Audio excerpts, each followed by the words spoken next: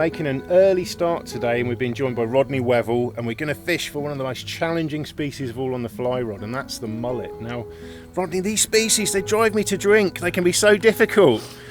You love this game, obviously. What's it all about for you with the mullet? I absolutely love it. They're so difficult to catch, which is appealing in itself, because it's just so difficult. But they're so hard fighting, probably the hardest fighting species we've got in the UK, especially on a fly rod, and it's just become a total obsession to me. So Rodney, we've picked a typical sort of estuary mark here, and we're fishing right from the bottom of the tide up, so tell us a little bit more about that. Yes, we're here approximately 45 minutes into the incoming tide, and hopefully any moment now the mullet should come in on the feed with the tide, and we should be lying in wait for them. But quite a short window of opportunity? Very short window. What, we're talking a couple of hours? 2 hours maximum, and absolute optimum will be about 25 minutes.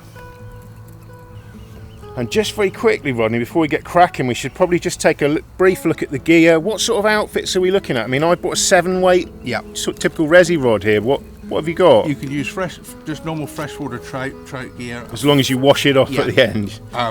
Even with anything that's saltwater gear, wash it with clean fresh water. But that's a 6-weight rod, 6-weight floating line. I use a fluorocarbon tapered leader cut down to 7 foot. Sure. With 5 foot of 8 pound fluoro. Yeah.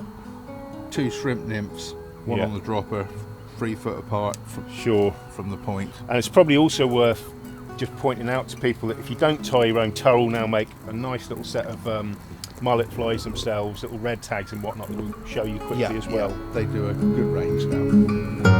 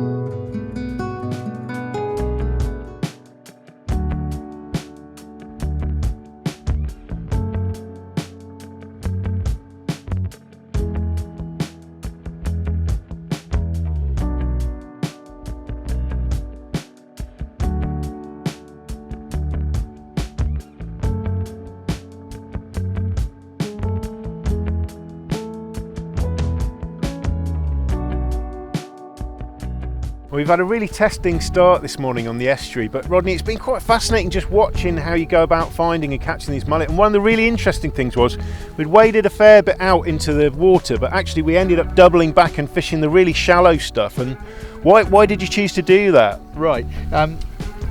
You can see a lot of fish in front of you, and you can be casting to those fish, but as the tide's coming in, and it comes in quite quickly, you're oblivious that it's building up behind you, and those feeding fish are on the shrimp and disturbing the bottom. Normally they're found in sort of 6 inches to a foot of water, and that's right on the edges.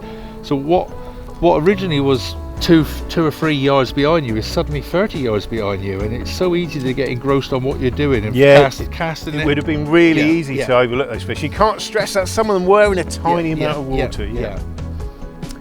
Another really interesting aspect to this, Rodney, is when you choose to fish in the tide and time of day. And I know possibly our fault for suggesting early start, it'll be atmospheric on the water, but actually from what you've suggested to me, in this particular spot, afternoons can be better than the mornings, can't they? Yes, I find anywhere where it's like a flats, and this is typical flats type fishing, if you've had 12 hours of hot sunshine, which is what we're going to have today, it eats everything up, and the fish love to come in on that really warm sand or really warm mud, and they seem to feed a lot harder. And this morning they just really not turned up at 5:30 in the morning.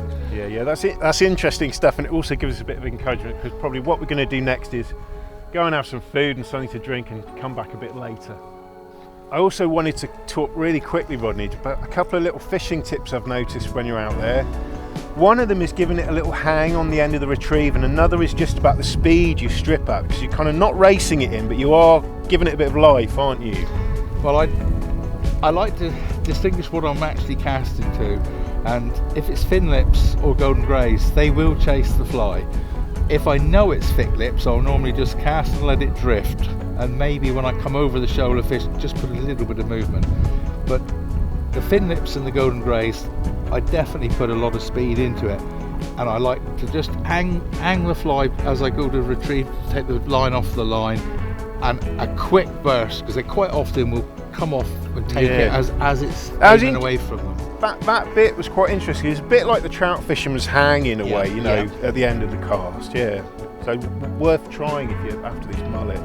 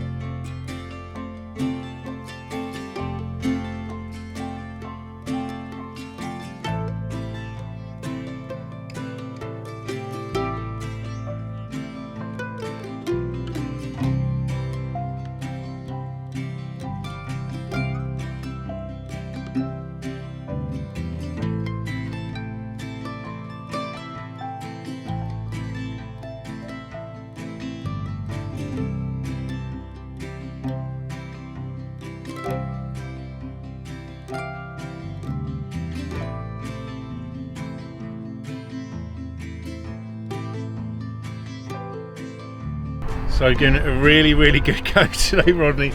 No mullet, unfortunately. Do you think we were in the chance? I felt like there were a couple of times in the tide probably had a sniff. Yeah, we fished it today from low tide, and it's taken a long time to get any actual push on the incoming.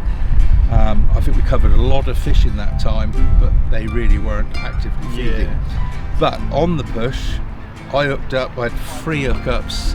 One came out of the water when I hooked up. They come off right away, but so we certainly had a chance. Yeah, I feel like I had a couple of fish follow, possibly a nip, but that's normal though, isn't it? You do miss chances. Yeah. And you've got to be persistent. That's the other thing, because you know it's not been a vintage summer, but you've had some great results recently, Rodney. Telling us that yesterday you had a fish that took you right into the back end. Yeah, I had 2 fish yesterday, 4 and 5 pound plus. In fact, I fished 8 days out of the last 10, and I've only blanked twice out of the 8 trips. Hopefully we've shown you some tips anyway, and this is some of the flies. Most difficult type of fly fishing. Yeah, it's not the easiest of species to target, but I think that's what makes it very interesting. It's a challenge. Yeah, oh, you can say that again, but we're giving it a good go for you.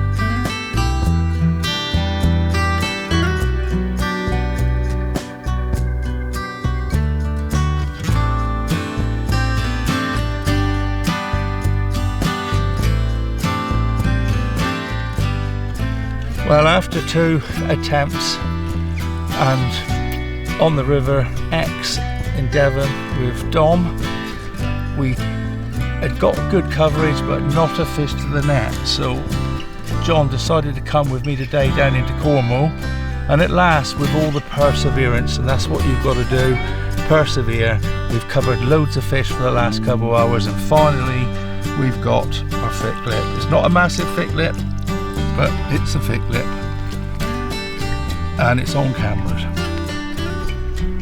and this is what it's all about.